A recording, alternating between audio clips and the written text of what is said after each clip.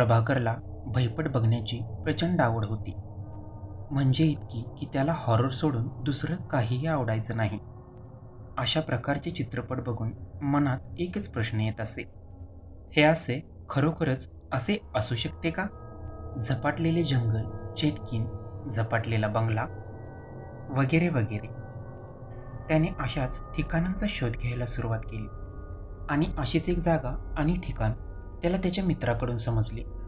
अरे, आपल्या शहरापासून 50 किलोमीटर अंतरावर एक गाव आहे आणि त्या गावाच्या पलीकडे एक जंगल आहे आणि लोक असंही म्हणतात की तिथं एक चेटकीन आहे, शापित चेटकीन, आणि जी त्या जंगलात कैद आहे. ती जंगलातून बाहेरच येऊ शकत नाही. असं म्हणतात की जो कोणी जंगलात रात्रीचं जातो तो तिथून कधीच परत येत नाही. त्या मित्राने त्याचे बोलणे थांबवले. वा वा, मस्त आहे की. मी तिथे जाणार बरं का. ठीक आहे बाबा, नक्कीच जा, पण काळजी घे बरं. मला सांग, प्रत्येक टिपिकल हॉरर मूव्हीमध्ये नकारात्मक शक्ती रात्रीच्या वेळेस का बाहेर येतात? अरे, कारण माणसाला रात्रीच्या अंधाराची भीती वाटते. आणि तसंही पूर्वीच्या काळी टॉर्च वगैरे नव्हत्या ना, आणि ह्याच कारणामुळे कदाचित माणसांना अंधाराची भीती वाटत असावी.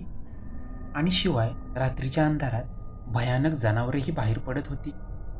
आता मानवानं प्रगती जरी केली असली तरी त्याचा असा समज आहे की नकारात्मक शक्ती रात्रीच्या वेळेस बाहेर पडतात. अरे यार, मी आजपर्यंत खूप भयानक चित्रपट बघितले, पण तसा थ्रिल मला प्रत्यक्षात अनुभवायला मिळाला ना, तर मला मजा येईल बघ. असा काहीसा संवाद त्यानं त्याच्या मित्राबरोबर केला. आणि आज तो त्या गावामध्ये उभा होता. तिथेच असलेल्या एका माणसाला तो प्रश्न विचारत होता. म्हणजे तुम्ही कधीच रात्रीचं त्या जंगलात जात नाही? अहो नाही ना साहेब, कशाला जायचं, उगच फुकट मरायची हाऊस आहे का कुणाला? त्यानं उत्तर दिलं. बरं मग आजवर कुणाला काही अनुभव? अहो साहेब, अनुभव काय विचारताय? रातच्या पारी बऱ्याचदा हसल्याला आवाज येतात बघा त्या जंगलात. पर आजपर्यंत कुणी बी त्या हडळीला बघितलं नाही. आणि असं बी म्हणतात की ज्यानं तिला एकदा बघितलं तो जिवंत काय परत आला नाही. इतक्या वेळेपासून आपलं हसू अडवण्याचा प्रयत्न करणारा प्रभाकर आता अगदी जोरजोरानं हसू लागला. अरे, फार वेडे आहात तुम्ही लोक. अरे, कोणीच हिंमत केली नाही. जर कोणी त्याला किंवा तिला बघितलंच नसेल तर ती हाडच आहे कशावरून? अहो साहेब, तो आवाज एका म्हातारीसारखा असतोय आणि म्हणून समधी लोक तिथं हाडच आहे असं म्हणतात बघ. अहो, काही दिवसापूर्वीच तुमच्याच वयाचे 2 मित्र आलतं बघा, माझ्याबरोबर बोललीत आणि मला येड्यात काढलं. पण पण साहेब, ते परत आले नाहीत बरं का. मला सांग, तू तर ती हाडं नाहीस ना? तुझाच अपमान झाला म्हणून तू तर जंगलात जाऊन त्यांना मारलं नाहीस ना? अहो साहेब, ऐका माझं. गावातली मंडळी तिकडे फिरकत बी नाही बघा. ती वेडी आहेत का? बघा बाबानू साहेब, तुम्हाला जायचं असेल तर जावा. तुम्ही शिकलेली माणसं, आमच्यासारख्या अडाणी गावठी माणसांचं तुम्ही काय ऐकणार? असं म्हणून तो निघून गेला. त्याचं बोलणं ऐकून तो जरा विचारातच पडला. अजून दुपारची वेळ होती. दिवसा जंगलात फिरून रात्रीच्या वेळी परत यायचं असं त्यानं ठरवलं. ते काहीही असो, अशा प्रकारच्या गोष्टी ऐकून त्याचा हिमतीचा फुगा केव्हाचा फुटला होता. तो जंगलाकडे जाऊ लागला. शहरातील भकास वस्त्या, थोडासा धक्का जरी लागला आणि या सर्वांपेक्षा वेगळं असं काहीतरी तो बऱ्याच दिवसांनी बघत होता. जंगलातील हवा नैसर्गिक होती. या हवेत प्रदूषणाचा संबंध नव्हता. गवत गुडघ्यापर्यंत वाढलं होतं आणि पाय पटापट पुढे जात होते. जंगलात जाण्यासाठी पायवाट तयार झाली नव्हती, किंवा असेल जरी तरी ती दुसऱ्या बाजूला असेल. संपूर्ण रस्ता गवताने व्यापून टाकला होता. त्याचं लक्ष बोरीच्या झाडाकडे गेलं. आजवर विकत घेऊन त्यानं बोरं अनेकदा खाल्ली होती. आज मात्र तो ताजी बोरं खाणार होता. त्याचा बराच वेळ बोरं गोळा करण्यात आणि खाण्यामध्ये गेला. बोरं ताजी आणि रसाळ होती, पण इतक्या वेळेची पायपीट आणि बोरांमुळे घसा कोरडा पडला होता आणि म्हणूनच तो पाणी प्यायला. सूर्य नुसताच मावळला होता. त्याच्या काळजात धस्स झालं. हळद, चेटकीन. त्याचा उद्देश खरोखरच जंगलामध्ये जाऊन खरंच असं असतं का? तरी गावात भेटलेल्या त्या माणसाचं बोलणं ऐकून त्याच्या मनातील विचार आता बदलला होता. आता मात्र परत जावं लागणार होतं.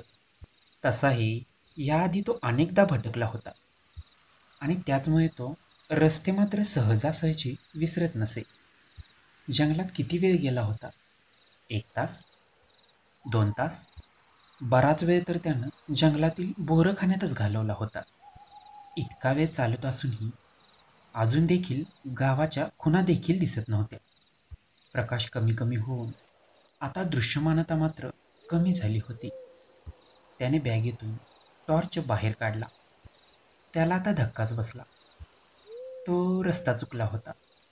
त्याला स्पष्ट आठवत होतं, हा तो रस्ता नव्हेच. काळजात धस्स झालं. भीती, भय त्याला अनुभवायला येत होतं. घाबरायचं काय कारण? भीती, भय अशा कोणत्याही गोष्टीचा अजून तरी थांगपत्ता नव्हता. आजवर त्याने चकवा हा प्रकार ऐकला होता. त्यात माणूस शैतानी शक्तींच्या चकव्यात अडकतो आणि घुमून फिरून परत त्याच जागेवरती येतो. तसेच काही त्याच्या बाबतीत घडत होते की काय? मनातला तणाव आणखीन वाढू लागला होता. जंगलातील वातावरण बदलल्यासारखे वाटत होते. रातकिड्यांची किरकिर वाढली होती. दूरवर कुत्री जोरजोरात भुंकत होती. जंगल म्हटलं की हे आवाज असणारच. कुत्र्यांचा आवाज मात्र मानवी वस्तीतूनच येत असला पाहिजे. इतका वेंधळा तर तो नक्कीच नव्हता की ज्या रस्त्यानं तो आला तो रस्ताच तो विसरून जाईल. मग हा प्रकार काय घडला होता? क्षणात जंगलाचा नक्षा बदलला होता की क्षणात सारे जगच बदलले होते? मी जरा जास्तच विचार करतोय का? ऐकीव गोष्टीवर विचार करून मनात जास्तच भीती वाढवून घेतोय का? मनातील विचार थांबायचे नावच घेत नव्हते. त्याने मनात येणारे विचार कसेबसे थांबवले. सारे लक्ष फक्त तिथून बाहेर पडण्याकडे लावले. त्याच्याकडे होकायंत्र वगैरे काहीच नव्हतं आणि म्हणूनच त्याची भटकंती दिशाहीन झाली होती.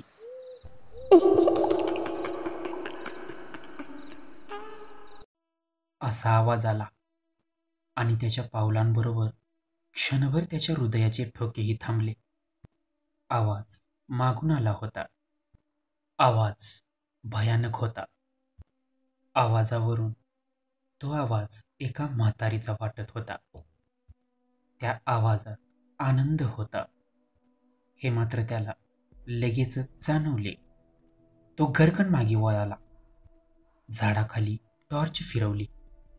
तिथे नक्की कोणतं झाड होतं हे त्याला अजून कळालं नव्हतं. पण हा ते वडाचेच असावे असा त्याचा अंदाज होता.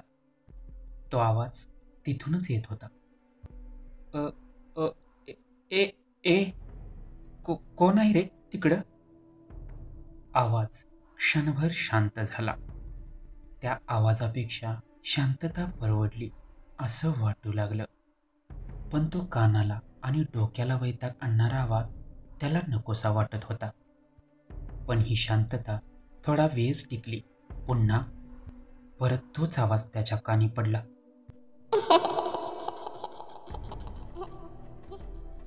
त्याने दगड उचलला. दगड उचलताना त्याचे हात थरथर कापत होते आणि त्याने तो दगड आवाजाच्या दिशेने भिरकावला. झाडाच्या मागून एक हात बाहेर आला आणि त्याने तो दगड चक्क झेलला. त्या हातावरचे मांस झडले होते. काही जागेवर मांस चिकटलेले होते आणि तरीही हाडाचा बराच भाग दिसत होता. ती झाडाच्या आडून हळूहळू बाहेर येत होती. बापरे, हिचा हात तर इतका भयानक आहे, चेहरा बघितल्यावर तर जीवच जाईल. तो पळू लागला. गावात आल्यावर त्यानं त्या गावकऱ्याला वेड्यात काढले होते. आऊ फुकट मारायची हाऊस हाय कुणाला, हे त्याचे शब्द आता त्याला आठवत होते. पाठीवरच्या बॅगेचं ओझही त्याला आता खूप वाटत होतं. त्याने ती बॅग पाठीवरून काढली आणि फेकून दिली. आता हातात फक्त टॉर्च होता, जो अंधारात प्रकाश दाखवायला मदत करत होता. त्याला काहीही करून स्वतःचा जीव वाचवायचा होता. त्याच्या डोक्यात मगाशी थांबलेले विचार पुन्हा एकदा सुरू झाले. अचानक वादळामुळे दरवाजा उघडावा, आत भस्कन हवा यावी तसा, आणि त्याच प्रकारचे विचार त्याच्या मनामध्ये सुरू झाले होते. मागून थप थप थप असा आवाज येत होता. ती हडल त्याच्या मागावर होती. अंगावरचे मांस जरी झटले असले तरी ती अतिशय वेगाने त्याच्या दिशेने येत होती. काहीतरी व्हावे आणि सर्व काही स्वप्नात बदलून जावे असं त्याला वाटून गेलं. पण साऱ्या इच्छा थोड्याच पूर्ण होत असतात. पळता पळता तो पडला. हातातला टॉर्च बाजूला जाऊन पडला. त्याने मागे वळून पाहिले. त्याचं नशीब की अंधारामुळे त्याला चेहरा दिसला नाही. ती त्याच्यापासून काही अंतरावरती उभी होती. होय, ती हाडळच असली पाहिजे. तिच्या डोक्यावरचे केस मोठे दिसत होते. तोंडातून तो विचित्र हसण्याचा आवाज येत होता. तिने हाताचे दोन्ही पंजे पुढे केले. बोटे आतल्या बाजूला वळलेली होती. ती जशी जशी जवळ येऊ लागली तसं त्याच्या नाकात सडक्या वासाचा बसकारा येऊ लागला. त्याच्या हाताला काहीतरी लागलं. त्याने लगेच समोर उभ्या असलेल्या त्या शैतानी आकृतीकडे फेकलं. ठक्का आवाज झाला आणि त्याच्या समोर उभी असलेली हडळ त्या अचानक झालेल्या हल्ल्याने विचलित झाली. तो पुन्हा एकदा उठून उभा राहिला व धावू लागला. आता हसण्याचा आवाज बंद झाला होता आणि त्याऐवजी तो घोगरा आवाज ऐकू आला. शेवटी काय होणार? शेवटी पिंजऱ्याच्या या देहामधून सुटका होणार.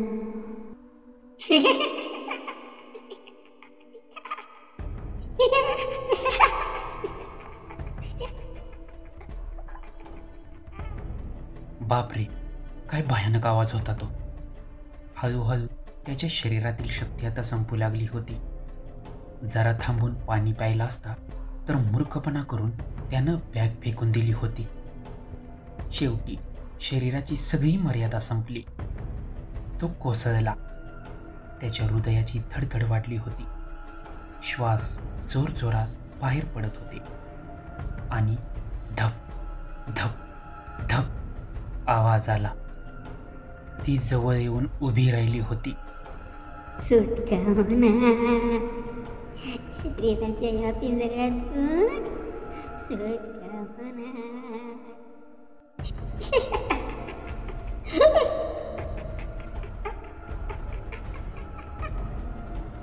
तो पालथा पडला होता. उठण्याची शक्ती केव्हाच निघून गेली होती. पाठीतून निघालेली कळ मेंदूत शिरली.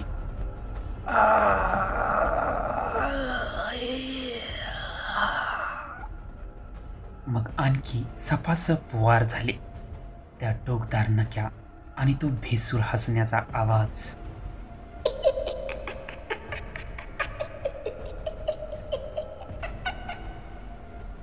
एक वार डोक्यावर, दुसरा पाठीवर. केव्हा तरी तो बेशुद्ध पडला. त्याला जाग आली. अजूनही अंधारच होता. तो उठून उभा राहिला, पण अंधार असूनही तो स्पष्ट बघू शकत होता. कदाचित अंधाराची नजरेला सवय झाली असावी. तो जिवंत वाचला होता. हे पूर्णपणे अनपेक्षित होतं. त्या हडळीला याची दया आली होती की काय? पण शरीराचा असा सडका वास का येत होता? बोटे आतल्या बाजूला का वळली होती? हातावरचे मांस का झटले होते? अरे बापरे, त्याचे शरीर त्या हाडीच्या शरीरात बदलले होते की काय? पण तसे नव्हते. शेजारीच त्याला स्वतःचा मृतदेह पडलेला दिसला. ह्या जंगलात कित्येक वर्षापासून हेच चाललं होतं. हाडं ज्या व्यक्तीची शिकार करत होती त्या व्यक्तीचा आत्मा तिच्या शरीरामध्ये वास करत होता. हे चक्र कित्येक वर्षांपासून चाललं होतं. सुटका होणार असं ती त्याला म्हणत नव्हती, तर याआधी अशाच प्रकारे कोणाचा तरी आत्मा त्या हाडीच्या शरीरामध्ये समावला होता आणि अडकून पडला होता आणि ती ते वाक्य स्वतःच्या संदर्भात बोलत होती. आता या शरीरातून सडक्या केसवाण्या शरीरातून मुक्त होण्यासाठी त्याला त्याच्यासारख्या एका मूर्खाची वाट बघावी लागणार होती, जो धाडस करून या जंगलात येईल. मग त्याची शिकार आणि मग मुक्तता. नकळत तोंडातून तो आवाज बाहेर पडत होता.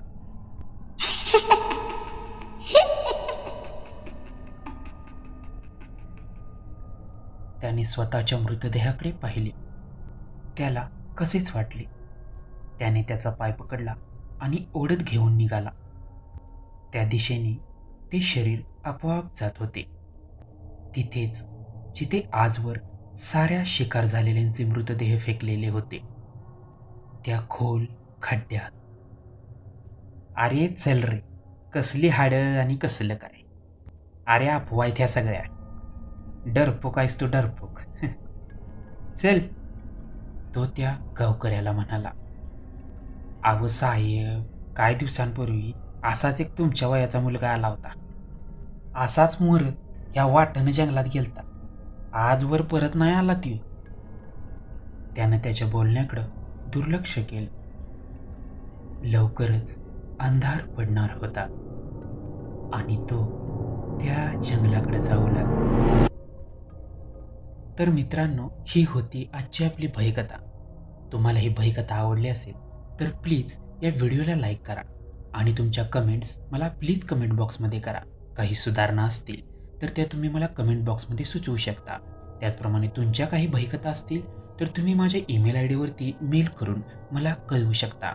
आणि अजूनपर्यंत तुम्ही आपले चॅनेल सबस्क्राईब केलं नसेल मित्रांनो, तर आत्ताच आपले चॅनेल सबस्क्राईब करा आणि त्याच्या शेजारी जे बेल आयकॉनचं चिन्ह आहे त्याच्यावरती क्लिक करा. त्यामुळे तुम्हाला माझ्या व्हिडिओच्या नोटिफिकेशन त्वरित मिळतील. तर मित्रांनो, मी लवकरच आणखीन एक भयकथा घेऊन हजर राहीन. तोपर्यंत धन्यवाद.